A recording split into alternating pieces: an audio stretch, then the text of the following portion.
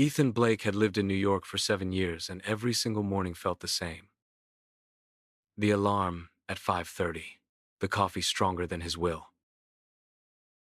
The subway ride where he stared at his reflection in the black glass, wondering when his life had started to feel like an endless loop. He was 32, a junior creative in an advertising agency that never slept, a man whose calendar looked like a war zone.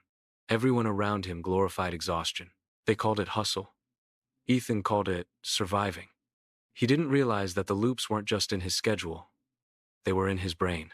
The story began the night he almost collapsed in the middle of Times Square, chest tight, hands shaking, trying to reply to 3 clients at once. That's when a voice behind him said, "You look like you're trying to outrun your own neurons." He turned.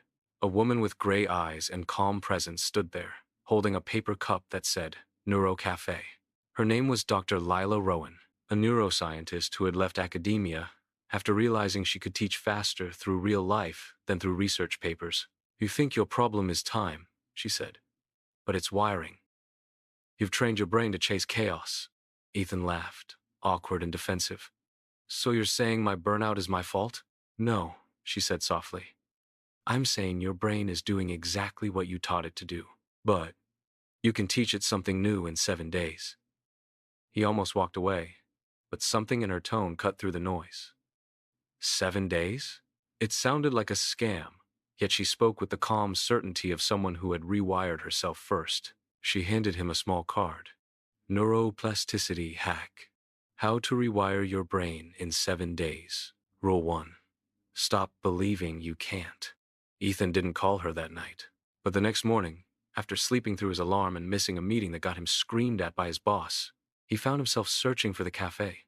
It was hidden between a record shop and a meditation studio, the kind of place you'd miss unless you were desperate. Dr. Rowan was there, waiting, sipping black coffee. "You came," she said. "Your brain's already curious. That's day 1. "Curious about what?" "About why you feel trapped," she said. "Sit down." She handed him a journal and a pen. "Write down every thought that tells you who you are." Ethan scribbled, stressed, unfocused, tired, always behind, not enough. She nodded. "Those are not truths. They're neural predictions.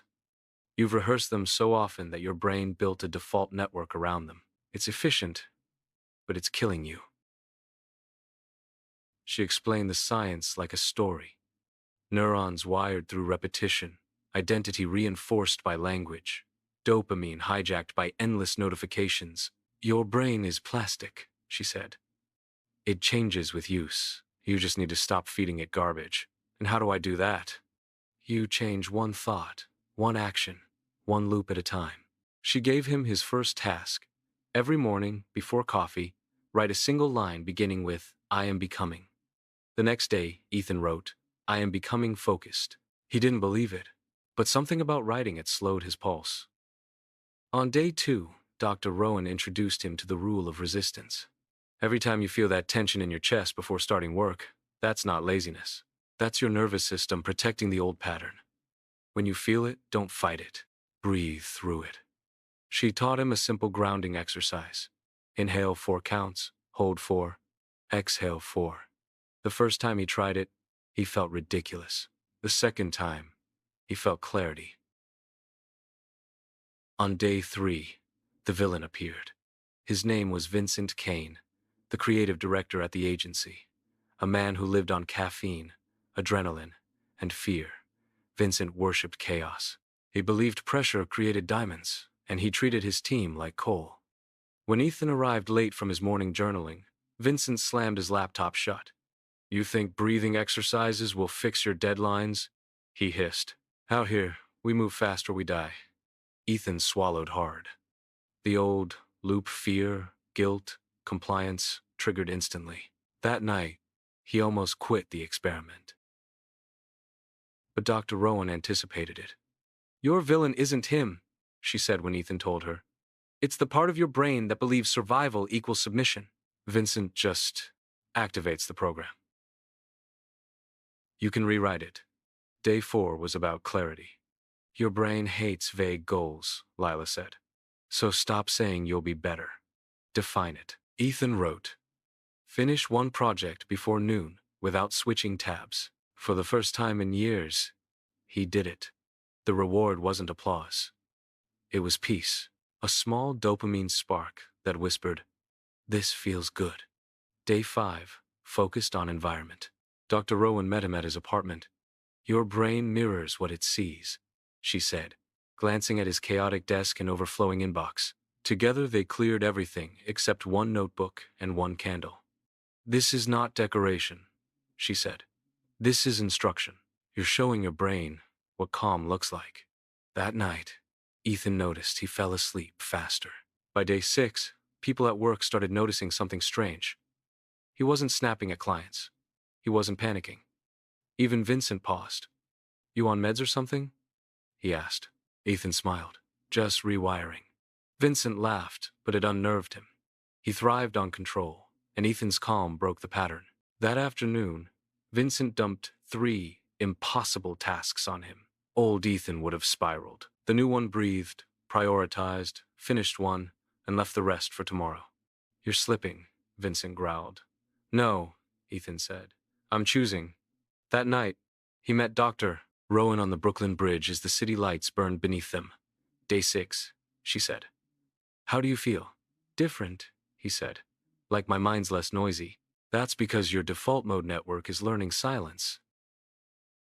The brain rewires faster when you rest. Tomorrow's the final test." Day 7 arrived like a storm. Vincent called him into the office. "We're pitching the biggest client of the year," he said. "You're leading. You fail, you're gone." Ethan felt his pulse race. The old fear rose like a tide. He heard Dr. Rowan's voice in his head. "Breathe, regulate, reframe." He took one slow inhale. He remembered his new identity. "I am becoming focused." He walked into the room, ignored Vincent's glare, and began the presentation. No adrenaline, no panic, just flow. Every slide connected. Every idea landed. When he finished, silence filled the room, then applause. Vincent said nothing. Later that night, Ethan went back to the Neuro Cafe. "You did it," Lila said. "Not the pitch, the rewiring. You changed the prediction your brain made about who you are." He smiled. "So that's it? I'm fixed?" She laughed softly. "You're never fixed. You're evolving. Neuroplasticity doesn't end. It's a conversation between your choices and your biology." She handed him a small metal coin engraved with a neuron. "Keep this. It's a reminder that your brain listens to everything you tell it." Ethan walked out into the New York night. The city was still loud, still relentless, still shining, but something inside him was quiet. He no longer felt like a passenger inside his own head. The hustle culture roared on around him, but he was no longer addicted to it. He had built a new loop: awareness, breath, action, one that started with the words he wrote every morning. "I am becoming." Days turned to weeks, weeks to months. Vincent eventually burned out, screaming at deadlines that no longer terrified Ethan. Dr. Rowan moved her cafe uptown, opening a second one with the sign, "Your brain is not broken. It's just waiting for new instructions." And Ethan became its silent ambassador. He still had hard days, still faced chaos, but he understood the difference now. The brain doesn't change through miracles. It changes through repetition, through kindness, through one small decision repeated until it becomes truth. 7 days had taught him what a lifetime of hustle never could: that the mind is a machine of stories, and you can always choose a better one. He looked up at the skyline, neon lights pulsing like neurons firing, and smiled. "Rewired," he whispered.